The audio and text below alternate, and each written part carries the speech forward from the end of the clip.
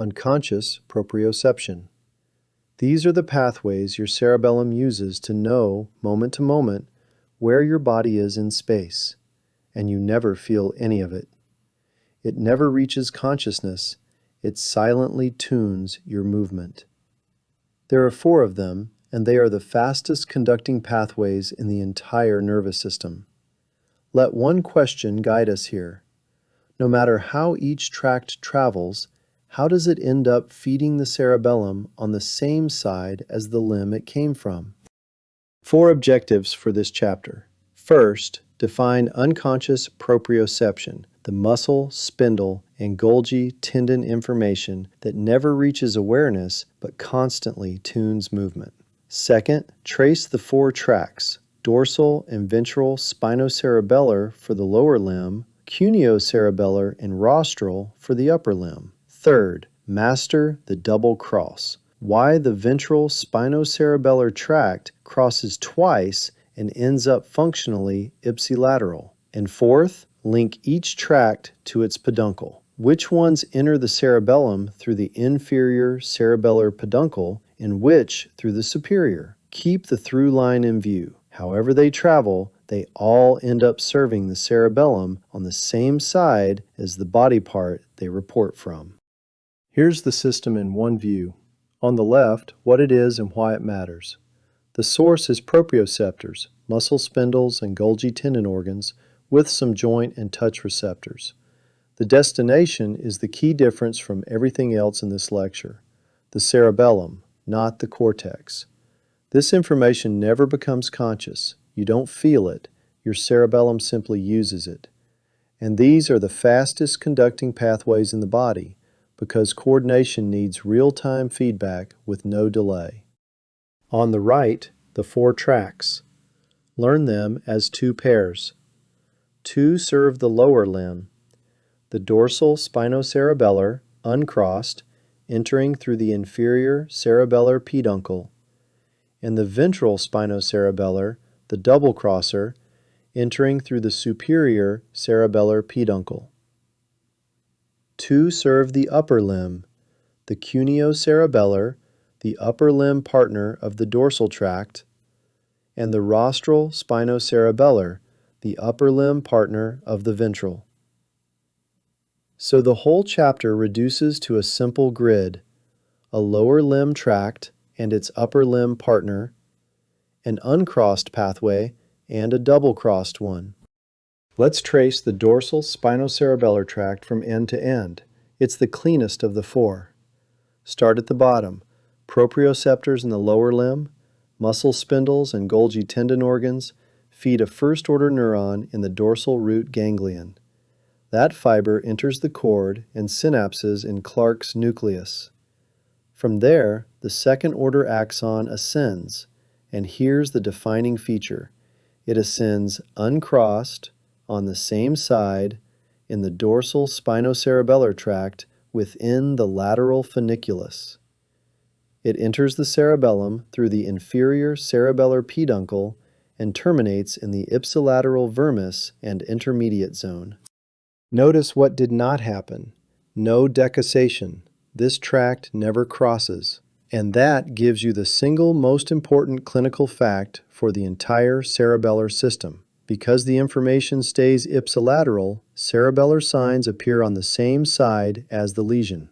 A patient with a right-sided cerebellar problem is clumsy on the right, not the left. Hold that. The next 2 frames zoom in on the nucleus and then on that uncrossed course. Let's focus on Clarke's nucleus itself, because it defines where this tract can even operate. Clarke's nucleus, also called the nucleus dorsalis, sits in lamina 7 at the base of the dorsal horn, and it has a limited vertical extent. It exists only from about C8 down to L2 or L3, with its heaviest representation around L1 to L2. That limited range explains a classic detail. Proprioceptive fibers entering below L2 have no local Clarke's nucleus to synapse in, so they first ascend in the fasciculus gracilis until they reach it, then synapse. Look at the cross-sectional location and the mossy fiber terminals reaching the cerebellar cortex. The message of this frame is that the dorsal spinocerebellar tract has a defined home in the cord, a specific nucleus over a specific range, not a synapse at every level. This frame makes one point unmistakable. The dorsal spinocerebellar tract is uncrossed from beginning to end. Follow the color. The second-order axon leaves Clarke's nucleus, ascends in the ipsilateral lateral funiculus, joins the inferior cerebellar peduncle, and terminates in the ipsilateral cerebellum. Information from the right lower limb reaches the right cerebellum. That is the anatomical reason cerebellar signs are ipsilateral to the lesion, the most useful single fact this tract gives you. Hold it next to the ventral tract we're about to meet, which reaches the very same ipsilateral destination, but by a completely different double-crossing route. This is the tract that earns its nickname, the double cross, so follow the route carefully because the payoff is one clean idea. Start in panel A, in the cord. A proprioceptor in the lower limb feeds a first-order neuron in the dorsal root ganglion, which synapses on spinal border cells, not Clarke's nucleus. Those spinal border cells are the origin of the ventral spinocerebellar tract. Now the first cross. The second-order axon decussates in the anterior white commissure within a segment or two of entry, and then ascends contralaterally in the ventral spinocerebellar tract, out in the ventrolateral funiculus. Panel B just carries it upward, contralaterally, through the medulla and pons, all the way to the midbrain. Then panel C delivers the second cross. The tract enters the cerebellum through the superior cerebellar peduncle, and once inside, it crosses back. Two crossings, one in the cord, one in the cerebellum, and they cancel. So the net result, in the box at the bottom, is ipsilateral. Lower limb information ends up in the cerebellum on the same side it came from. Here's how to keep it straight against the dorsal tract from the last few slides, and the contrast box lays it out. The dorsal spinocerebellar tract comes from Clarke's nucleus, never crosses, and enters through the inferior peduncle. The ventral tract comes from spinal border cells, crosses twice, and enters through the superior peduncle. Two different routes, but notice they reach the very same place. And that's the real lesson of this whole chapter. No matter the path, every spinocerebellar tract ends up ipsilateral, which is exactly why cerebellar signs show up on the same side as the lesion. Now the two upper limb tracts, which complete the set.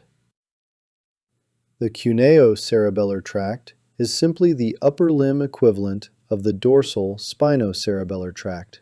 Its fibers enter above C8 where there is no Clarke's nucleus, so they relay instead in the accessory cuneate nucleus, sometimes called the external or lateral cuneate, then ascend uncrossed and enter through the inferior cerebellar peduncle. The rostral spinocerebellar tract is the upper limb equivalent of the ventral spinocerebellar tract, largely uncrossed, entering through both the inferior and superior peduncles. So the pattern completes cleanly. For every lower limb tract, there is an upper limb partner. Dorsal pairs with cuneocerebellar, ventral pairs with rostral. Same jobs, different body region. Here's the whole spinocerebellar set on one grid, a screenshot slide. I won't read every cell. Pause and let the pattern settle. 4 tracts, 2 regions, and a mix of crossing rules. Dorsal and cuneocerebellar uncrossed, ventral double-crossed. But look at the high yield line at the bottom, because it collapses all of that into one fact. No matter how they get there, uncrossed or crossed and then crossed back, every spinocerebellar tract ends up in the ipsilateral cerebellar hemisphere. That is why cerebellar signs are always ipsilateral to the lesion. Carry that one sentence and the 4-tract detail becomes just the supporting evidence. Next, we turn to the face, the trigeminal system. Chapter 4. The trigeminal sensory system.